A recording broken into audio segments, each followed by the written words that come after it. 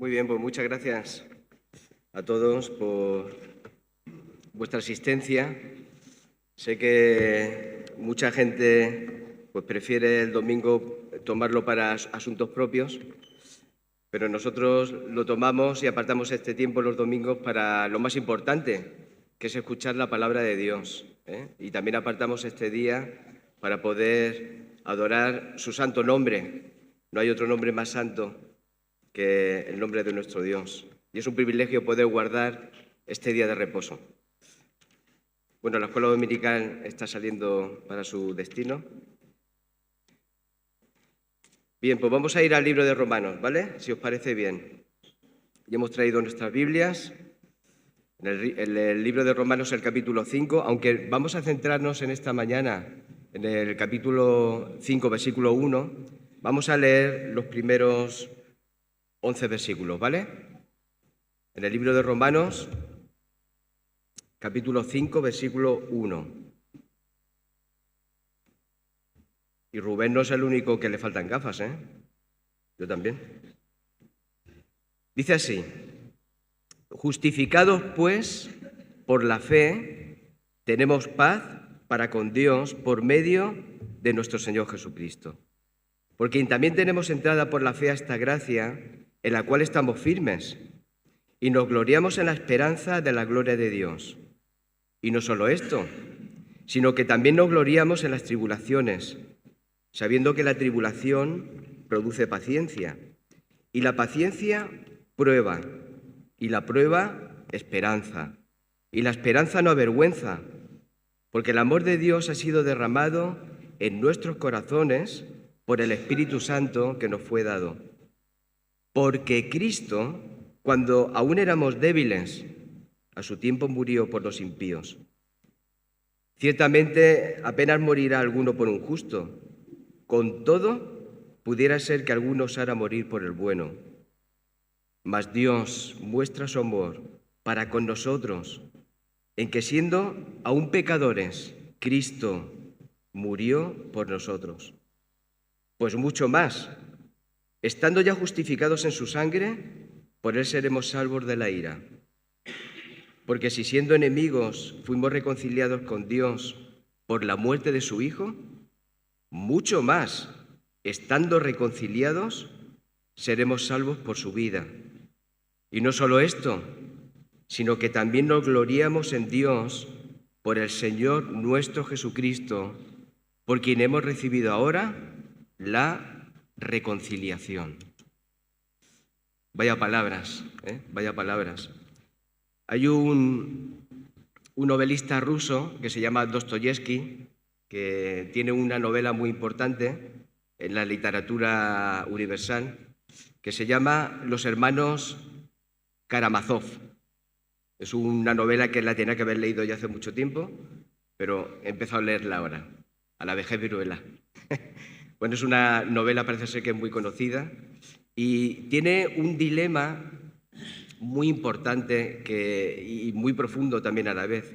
Este dilema que plantea esta novela acerca de estos hermanos es una trama familiar bastante interesante, pero el dilema que nos presenta esta novela es que si Dios no existe, entonces todo está permitido. Si Dios no existe, entonces todo está permitido. Es decir, si no hay Dios, entonces no hay una justicia moral universal, trascendente, una justicia que esté por encima de nosotros para marcar los límites de lo que está bien y de lo que está mal. Esto es lo que esta novela pues, nos plantea. Y es un dilema que también no sé si habéis visto los debates entre cristianos y ateos. Hay cristianos en YouTube que plantean este dilema, ¿no? Si Dios no existe, entonces no hay una justicia universal, ¿vale? Cada persona puede decir lo que está bien y lo que está mal. Si Dios no existe, no hay nada que me impida hacer lo que yo quiera, ¿eh? No hay ningún límite moral, para nada, absolutamente. No hay orden, no hay límites. Yo puedo cruzar la línea porque no hay línea, absolutamente de nada. Si no hay una justicia que sea y esté por encima de mí, una justicia que gobierne todo, pues entonces, si no hay una moral que sea trascendente, entonces yo puedo justificar absolutamente todo lo que haga. Todos nosotros podemos justificarnos absolutamente de todo.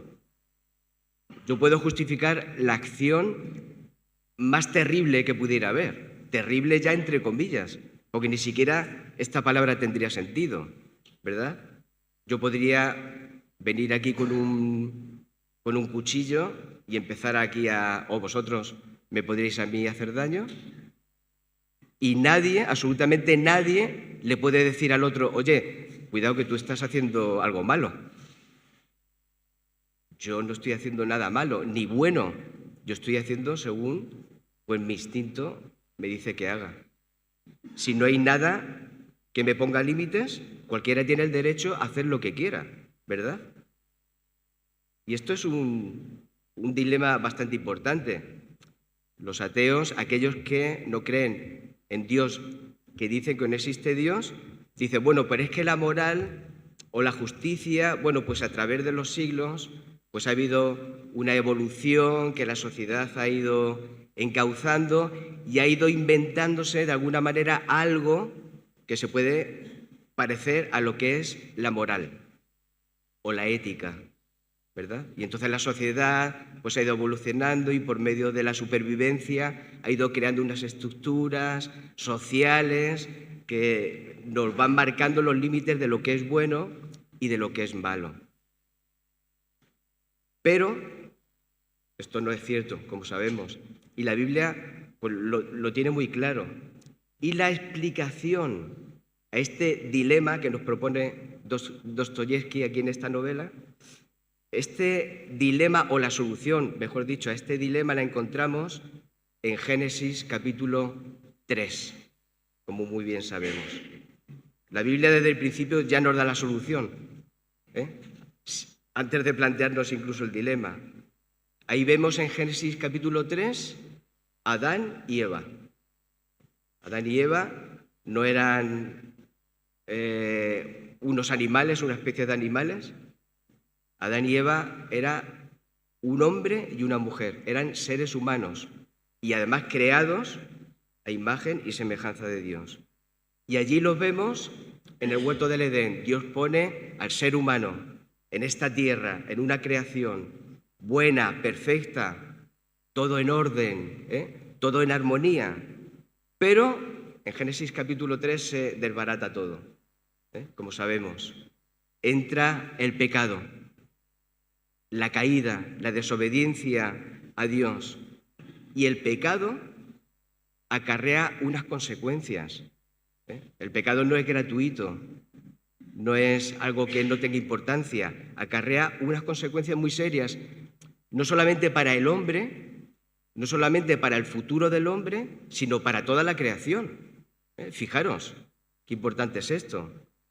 Pablo, el apóstol Pablo, muchos siglos más adelante de Génesis, por supuesto, aquí en el libro de Romanos, en el capítulo 5, un poco más adelante de lo que hemos leído, en el versículo 12, nos resume las consecuencias que tuvo el pecado. Ahí en el huerto del Edén, dice así, Romanos 5:12, dice, por tanto, como el pecado entró en el mundo por un hombre, ¿a qué se refiere? A Adán, y por el pecado la muerte, esa es la consecuencia del pecado, dice, así la muerte, esta consecuencia dice, que pasó a todos los hombres, por cuanto todos pecaron. Qué importante es este versículo. Fijaros qué consecuencias tan terribles. Y nos preguntamos, bueno, vamos a ver, el pecado, vale, tuvo unas consecuencias terribles y todo esto, pero vamos a ver, ¿es tan grave pecar? Porque yo peco y a mí no me pasa nada. no me salen granos, ni no me pasa nada. Yo puedo pecar toda la vida e incluso la vida me va fenómeno y estoy pecando, pero yo gano dinero. O yo estoy pecando, pero no tengo consecuencias ninguna aparentes, ¿no? Tan peligroso es el pecado como para que vayan miles y miles de millones de personas al infierno. ¿Tan grave es el pecado? Bueno, yo he estado buscando una definición para poder definir lo que es el pecado y he encontrado una buenísima en el Diccionario Bíblico Ilustrado de Samuel Vila. Ayer fue la fecha. Pero dice así el diccionario, dice, el pecado no es solo la mera infracción de la ley. Está hablando de la ley de los 10 mandamientos, de la ley divina. Dice, sino que es el rechazo consciente, ¿verdad? Y el rechazo personal de la voluntad divina.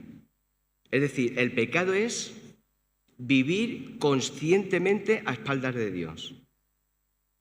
Es decir, yo sé que existe Dios, aunque diga que no hay. Yo sé que existe una justicia moral, aunque yo mentalmente crea que no lo hay. Paso por encima de esta idea. Sin embargo, yo quiero vivir conscientemente a espaldas de todo eso. Yo sé que hay una voluntad de Dios para mi vida, pero yo no quiero vivir como Dios dice. No quiero hacerlo. Yo, por tanto, decido vivir a espaldas de Dios. Por tanto, el pecado, fijaros, es la disposición mental que tenemos. Es una disposición de nuestro cuerpo a hacer todo lo que es incorrecto delante de Dios. Hacer todo lo que es moralmente malo delante de Él. Es la oposición total a Dios. Fijaros qué grave. El pecado es, como bien vemos en el Nuevo Testamento, se traduce por la amartía, ¿no? Es ese errar el blanco, es ese no acertar a la diana, como aquel flechero que tira la flecha y en vez de dar en el centro, pues da en un lado. No está dando la diana, no está acertando, ¿verdad? Es no hacer lo recto, no acertar, no hacer lo bueno, es cometer un error detrás de otro error, detrás de otro error, con unas consecuencias fatales. Por tanto, el pecado es hacer justo lo contrario a lo que Dios quiere que hagamos. Ni más ni menos. Y por tanto, hermanos y amigos, tenemos que entender esto. Tenemos que entender que la naturaleza del pecado, que ya está en nuestra vida, esa naturaleza pecaminosa, esa depravación total, nos lleva cautivos. Es decir, nos ha puesto una cadena en el cuello y nos va arrastrando toda la vida, nos lleva a rastras. Es un amo fatal, muy malo. Y nos lleva a rastras todo el tiempo. Y lo que nos hace es aborrecer a Dios. El pecado, amigos y hermanos, el pecado no nos acerca a Dios, nunca. El pecado, esa disposición que tenemos de aborrecer a Dios, lo que hace es efectivamente eso, ir en la posición contraria a Dios. Millar Erickson, un teólogo muy conocido, dice algo muy importante. Dice, no somos pecadores porque pecamos. Pecamos porque somos pecadores. Hay una diferencia muy grande. Pecamos porque somos pecadores. Es decir, la solución del pecado, como aquellos que estaban leyendo esta carta de Romanos, la solución del pecado no se encuentra en una reconducción externa de nuestro comportamiento. Ellos querían cumplir la ley y decían, no, yo cumplo la ley y esa ley, ese cumplimiento de la ley me va a acercar a Dios. porque yo soy moralmente recto, bueno. Pero la solución del pecado no es la reconducción externa de nuestro comportamiento. A ver, hay que ser moralmente buenos, hay que hacer buenas obras, hay que ser buenas personas. Por supuesto que sí, pero la solución del pecado está dentro de nosotros, no fuera. No es darle una mano de chapa y pintura a nuestro coche, es cambiar el motor. ¿De qué me vale un coche si tengo el motor estropeado? No me vale de nada, será muy bonito por fuera, pero por dentro está hecho polvo. Y con eso pasa, con nuestra vida pasa precisamente esto, ¿no? El pecado lo tenemos dentro, tiene que ser extirpado, tiene que ser arrancado. Nuestra naturaleza está corrompida, decíamos que estaba cautiva por el pecado. Simplemente con una moralidad externa no vamos a hacer absolutamente nada. La solución de nuestra naturaleza corrompida y pecadora necesita una transformación. Y ahí es donde el cristiano pues, puede experimentar esto, ¿no? Necesita una transformación interna, porque nuestro ser interno está totalmente inclinado hacia el mal, no hacia el bien, no hacia Dios, sino todo lo contrario. Y aquí se nos presenta otro problema, vamos de problema a problema. Vamos de problema a problema, porque Dios no puede pasar por alto nuestras injusticias. Dios no puede pasar por alto tu naturaleza pecadora, ni tu pecado, no puede. No puede. Y menos mal, Él no puede. ¿Y por qué Dios no puede? ¿Por qué Dios no puede dejar y decir, bueno, todos tienen su naturaleza corrompida y pecadora, todos no me quieren? Bueno, pues lo vamos a dejar así. ¿Por qué Dios no puede dejar esto así? Bueno, el Salmo 11, versículo 7 lo dice claramente, dice, porque Jehová es justo y ama la justicia. Porque Jehová es justo y ama la justicia. Podemos leer esta frase y decir, qué bonito, ¿no? Qué proposición de intenciones más bonita. Pero es que es más profunda, ¿no? Porque aquí la cuestión no es solamente que Dios es justo, que lo es. Dios es justo, perfecto, sino que Dios ama la justicia. Ese es el quid de la cuestión. Porque tú puedes ser justo y no amar la justicia. Pero es que Dios llega hasta las últimas consecuencias de su justicia. Él ama la justicia. Su naturaleza intrínsecamente es incapaz de quedarse quieta cuando ve algo que es injusto. ¿No os ha pasado que viendo el telediario habéis visto una noticia injusta de alguien que ha matado a alguien o lo que sea? Incluso os habéis levantado de la silla. Bueno, eso le pasa a nuestro Dios. Él no puede quedarse quieto cuando ve la injusticia. Cuando alguien está actuando de manera injusta, cuando alguien está aborreciéndole, cuando alguien está manchando, pisoteando su palabra, no puede. Por eso, unos versículos antes, ¿no? Unos capítulos antes de Romanos, Pablo se encarga de decir que la ira de Dios, esa ira santa de Dios, se revela, ¿verdad? Contra toda impiedad, contra toda injusticia, que detiene con injusticia la verdad. El otro día estaba viendo por televisión un documental de estos, de juicios y todo esto, y había un chico que había matado a su novia, allí en Estados Unidos. Bueno, aquí también pasa, tristemente, pero el juicio este era allí en Estados Unidos, y estaban juzgando a este chico joven, Y no solamente, bueno, no solamente, lo digo con todo respeto, no solamente había matado a su novia, sino que le había dado 114 puñaladas. Ahí en nada, 114 puñaladas. Se había ensañado con ella. Y os voy a hacer una pregunta. A ver, que alce la mano. ¿Alguno de vosotros lo dejaría salir a la calle? ¿Este chico? No, seguro que no. Hombre, para eso está ahí, que cumpla la ley. Pero alguno de nosotros iría al juez y le diría, hombre, vamos a ver, señor juez, mira qué chico más guapo, ¿eh? Qué chico más, qué carita tiene el niño. Vamos a ver, ha matado a su novia, vamos a ver. Bueno, vale, le ha dado 114 puñaladas, pero ¿no podríamos hacer algo para...? Es que es buena persona, lo podemos dejar salir porque ya no lo va a hacer más, ¿eh? Seguro que no lo va a hacer más.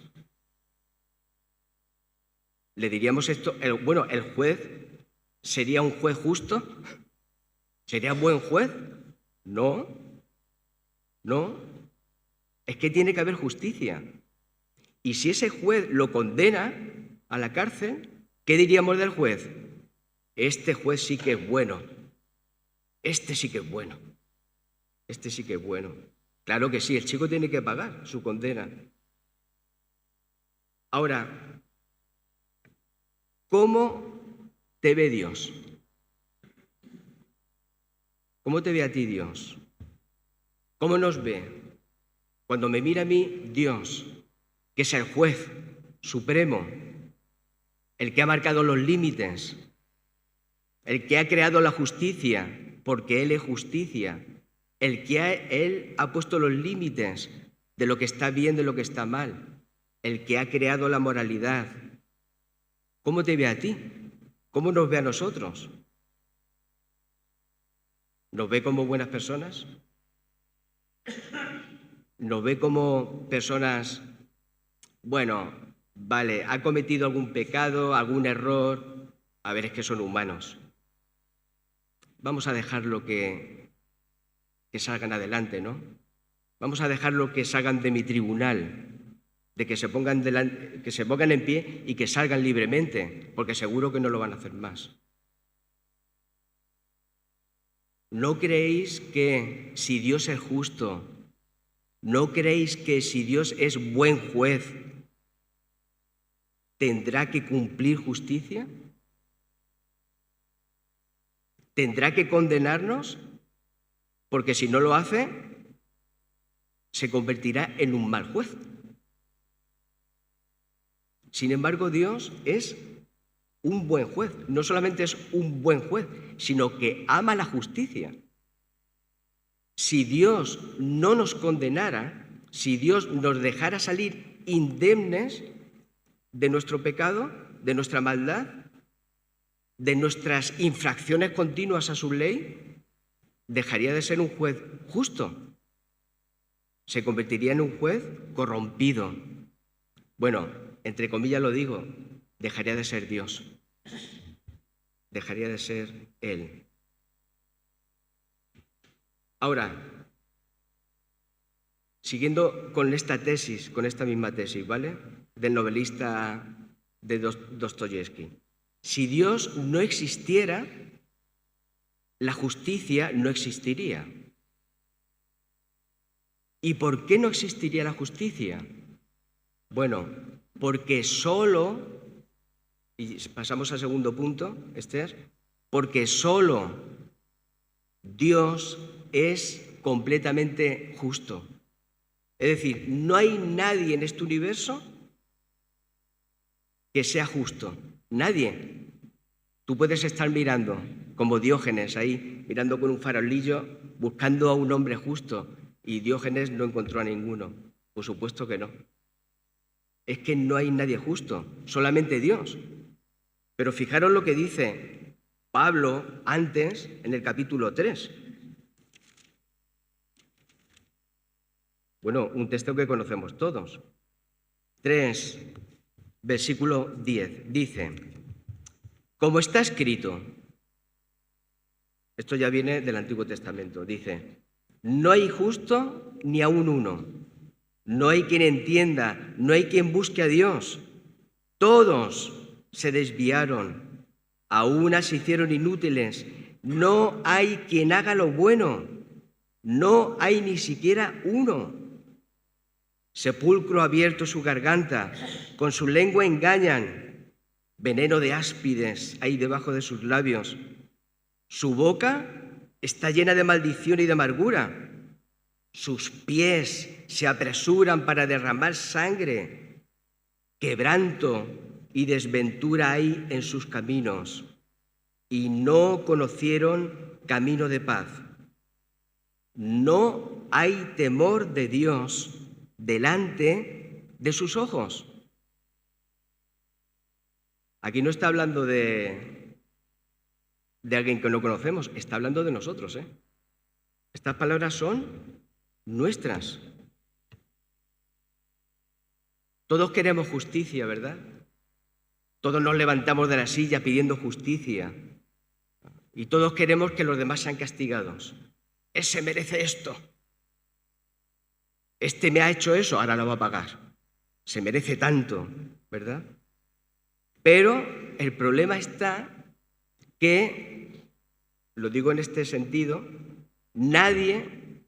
ninguno de nosotros está capacitado para demandar justicia. Ninguno. Ninguno de nosotros está capacitado para demandar justicia. ¿Por qué? Porque nosotros mismos somos injustos. Nosotros somos injustos delante de Dios y nosotros mismos somos merecedores del castigo que queremos para el otro. Porque nosotros estamos en ese banquillo de los acusados.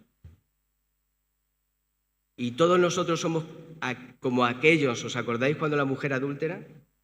Vinieron ahí los fariseos, los doctores de la ley, que estaban diciendo la verdad, ¿eh? Ahí con la mujer adúltera, bueno, el hombre no lo trajeron a la mujer, pero lo pusieron ahí en medio y le dijeron: Jesús, ¿qué quieres que hagamos con esta mujer? La ley dice que hay que lapidarla, hay que matarla. Y todos tenían piedras bien grandes para tirárselas a la mujer. Y recordáis lo que dijo Jesús: el que de vosotros esté sin pecado, que tire la primera piedra. Claro que sí. Y muchas veces pasamos por alto estas palabras, ¿verdad? Nadie en este mundo tiene la autoridad para tirar piedras a los demás. Sin embargo, vamos por la vida con los bolsillos llenos de piedras. Este es malo, este se merece esto, este no lo otro, este no se merece la salvación, este es más malo, este... Y vamos por el mundo con los bolsillos llenos de piedras. Bien dijo el Señor cuando: mía es la venganza, no vuestra. Mía es la venganza, yo pagaré, dice el Señor. ¿Y por qué? Porque tú y yo estamos incapacitados moral y espiritualmente para crear justicia. ¿Nos damos cuenta de esto? No solamente que seamos injustos, sino que no podemos crear justicia nosotros mismos. Es imposible. Lo que tú y yo generamos no es justicia, es pecado. Porque nuestra naturaleza humana está depravada totalmente. Y debido a que mi naturaleza interna crea injusticia, tengo un grave problema con la justicia de Dios. Por tanto, tercer punto, Esther. Dios aquí se encuentra con un dilema. Bueno, si es que a Dios se le pueden plantear dilemas, pero Dios se encuentra con un dilema. Por un lado, Dios es el único justo, el único capacitado para castigar al injusto, el único capacitado para aplicar correctamente la justicia.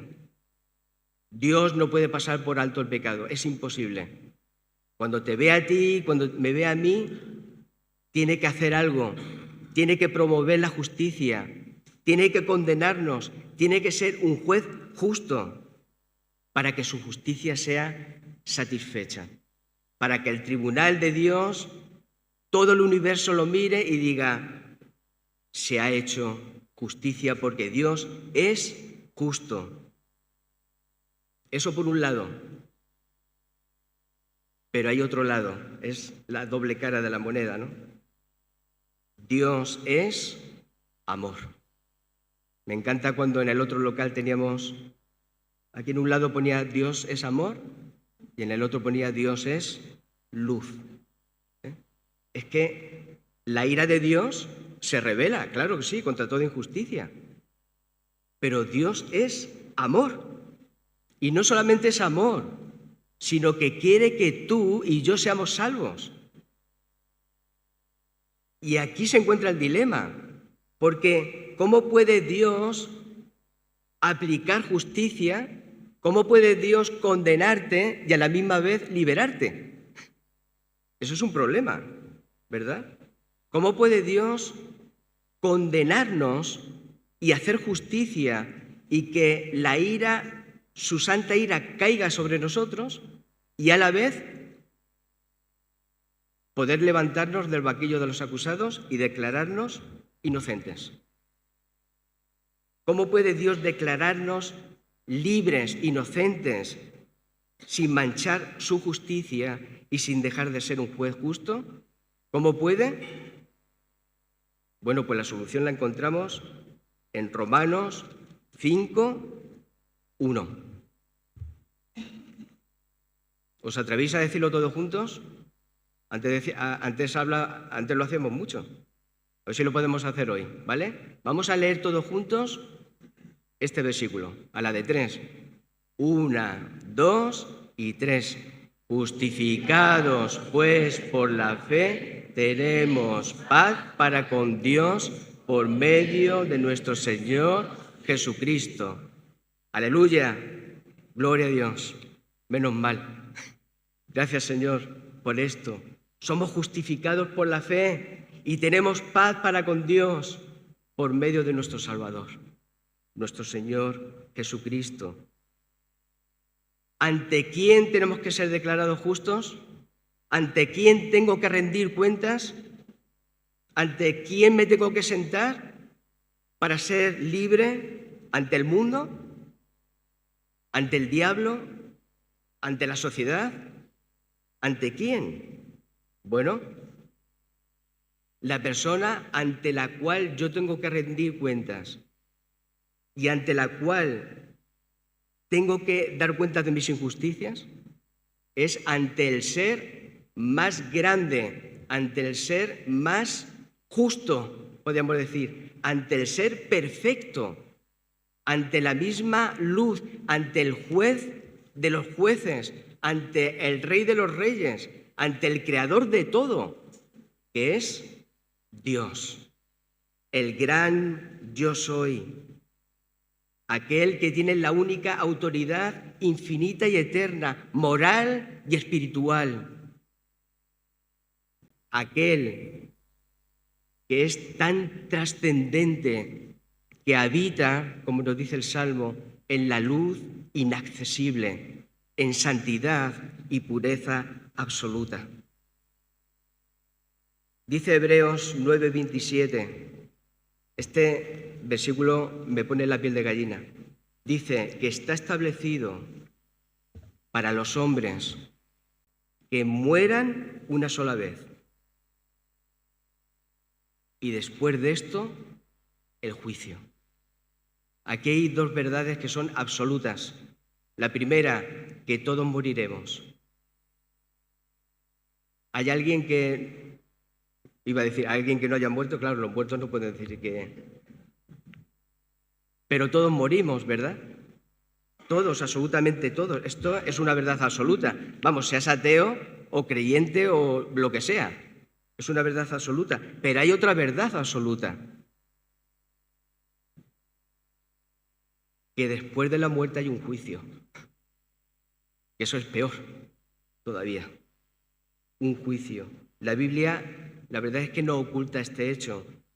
Y si hacemos un barrido de Génesis hasta Apocalipsis, nos vamos a dar cuenta de que todo, esto es muy interesante, todo apunta a un momento. Desde el primer versículo hasta el último, todo apunta a un momento.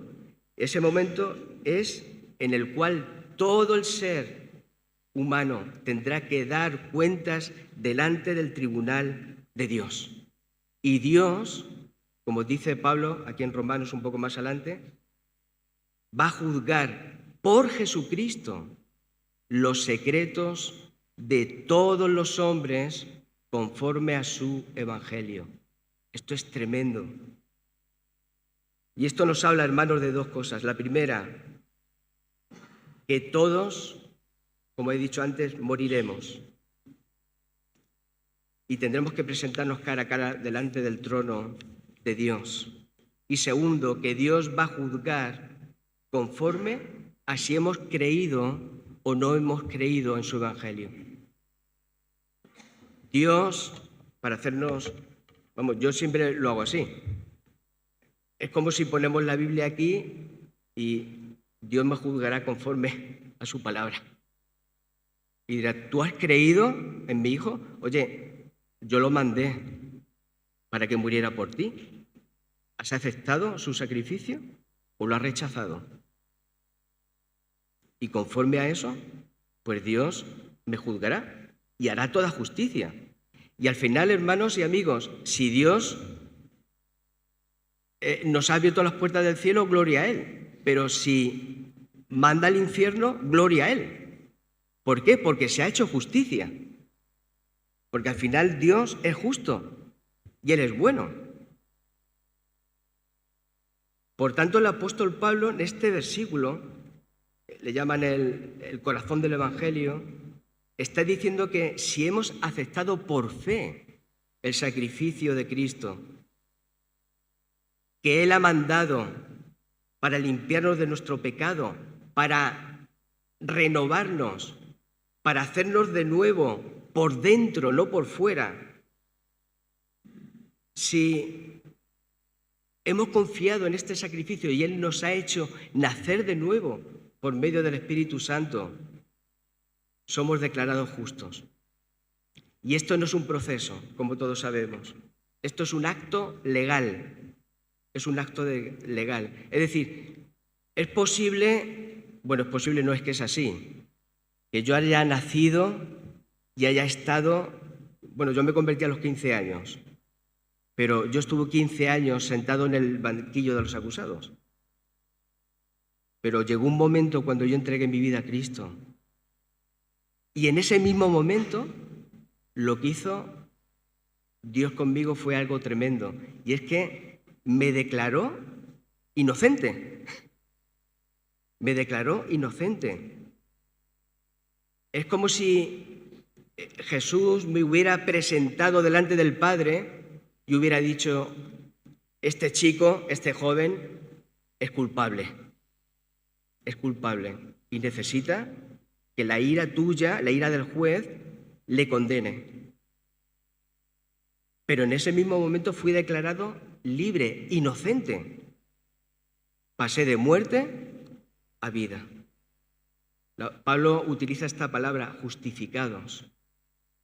Justificado significa ser declarado justo. Es una palabra que se utiliza en el ámbito judicial. Lo utilizan mucho los abogados, los magistrados, los letrados.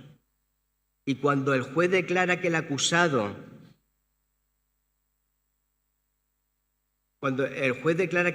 ha sido justificado de sus cargos, está diciendo, bueno, a ver, es que no tengo cargos, está todo en blanco. ¿Cómo es posible esto? No puedo juzgarte. Ya no hay cargos contra ti. Todo ha sido eliminado. Todos los motivos, todas las ilegalidades, todo lo que me sentaba en ese banquillo ha sido borrado. Toda injusticia que has cometido ha sido eliminada. Ha quedado saldado. Ya no hay nada en contra de ti. Ya no hay condenación para los que están en Cristo Jesús. Tremendo. Ya no hay condenación. Aquellos que hemos puesto nuestra confianza en el Señor, aquellos que hemos depositado nuestra fe, nuestra certeza en nuestro gran Dios, en nuestro juez, aquellos que hemos puesto nuestra vida en el Señor Jesucristo, somos libres de la condenación, libres de la muerte eterna. Y ya el pecado ya no puede acusarme más, no puede sentarme en el banquillo de los acusados. Es cierto que cuando ya he sido declarado justo ante el tribunal de Dios, yo seguiré pecando. Sí, porque estoy en esta tierra y tengo un cuerpo de carne y esto me ata a esta tierra. Y Juan dice, no pequéis, a vosotros los cristianos no pequéis, pero si pecáis, abogado tenemos para con el Padre, a Jesucristo el justo, a Jesucristo el justo. Por tanto, tenemos a nuestro abogado, defensor, ¿verdad? Pero el pecado ya no se enseñoreará más de mí, ni me esclavizará, ni me sentará en el banquillo de los acusados. Ya no me traerá delante del juez para que me condene a cadena perpetua, a cadena eterna. Ya no soy merecedor del castigo eterno. Madre mía, qué cosa más grande. Qué peso de encima me quitó. El caso es que ha habido un cambio en mi vida, un cambio de estado. Cuando entregué mi vida al Señor, mi vida fue otra, nací de nuevo. Antes era enemigo de Dios, injusto, debido a mi naturaleza pecadora. Y la justicia de Dios, la ira, se rebelaba contra mí y me machacaba. Y se tenía que cumplir la justicia sí o sí. Pero se puso Cristo en medio. Él se puso en medio. Y esa justicia que iba a parar a mi cabeza, se paró en la cabeza y en los hombros del Hijo amado. La Biblia dice que la paga del pecado es la muerte y alguien tiene que morir, alguien tiene que cumplir justicia. Claro que sí, para que el tribunal de Dios sea satisfecho. Pero no fui yo. Fue Cristo. Él se puso en medio y Él murió por mí. La paga del pecado es la muerte. Pero sigue diciendo, la dádiva de Dios, el regalo de Dios es en Cristo Jesús, vida eterna. Por tanto, el argumento de Pablo es que el ser humano es incapaz de satisfacer la justicia de Dios. Y querido amigo, moralmente tienes que ser bueno. Evidentemente, tenemos que ser buenas personas, hacer buenas obras, intentar cumplir la ley de Dios, sí, por supuesto que sí. Pero todo esto no vale para la salvación, no vale para acercarme a Dios. Todo esto es echar una mano de pintura en mi exterior. Hay que cambiar lo que hay dentro y solo lo podemos cambiar cuando entregamos nuestra vida al Señor.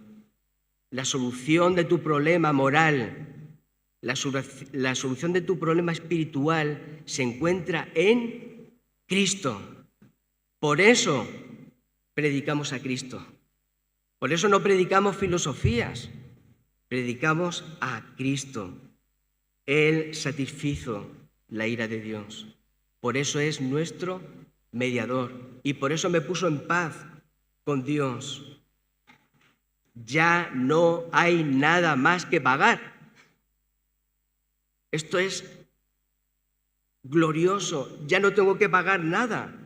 Cuando me ve Dios no me ve como un acusado, me ve como una persona libre, porque ve a su Hijo amado, ve el vestido que ha puesto su Hijo amado en mí. Yo le di mi pecado a Cristo y Él me dio su justicia. Dios es justo, demanda justicia, pero también es amor y lo entregó dando a su Hijo para que tú y yo podamos vestirnos con su vestido de justicia, gracias a la sangre de su Hijo, que es nuestro Salvador Jesucristo. Vamos a orar.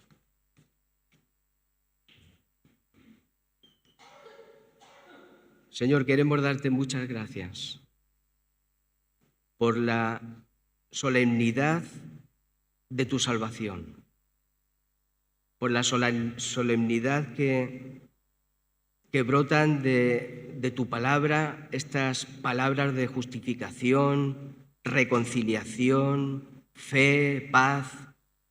Oh Señor, cuántas gracias tenemos que darte, porque antes estábamos totalmente por un camino que llevaba a la muerte, pero tú has reconducido nuestra vida, nos has hecho nacer de nuevo y nos has dado vida eterna. Señor, estamos deseando el día cuando podamos abrazarte y poder llegar a ese trono de gloria de manera completa y perfecta. Te veremos, Señor, cara a cara y podremos adorarte y darte las gracias de manera absoluta, perfecta, para toda la eternidad. Tú has librado mi alma de la muerte, Señor. Nos has librado, Señor, del pozo, de la desesperación, del lodo que nos llevaba al infierno. Pero gracias a tu don inefable, a Jesucristo el justo, podemos ser justificados y podemos llegar delante de ti, oh Señor, con el vestido más limpio y resplandeciente que jamás se haya hecho. Es el vestido de tu justicia. Señor, gracias. Te bendecimos y si hay alguna persona que no es de tu redil, que no ha sido justificada, que no ha sido declarada justa, Señor, te pedimos, Señor, encarecidamente, que tú la traigas a tus pies, que tú la traigas a la cruz de Cristo, de tu Hijo amado, para que pueda descansar en ti y pueda echar toda la amargura y todo el pecado y todas las injusticias en los brazos de tu Hijo amado.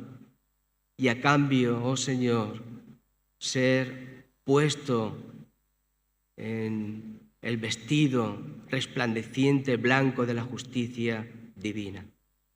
Señor, te pedimos esto y te damos las gracias, adorando tu nombre, en el nombre santo de tu Hijo Jesucristo. Amén. Pues a Él sea la gloria. Amén.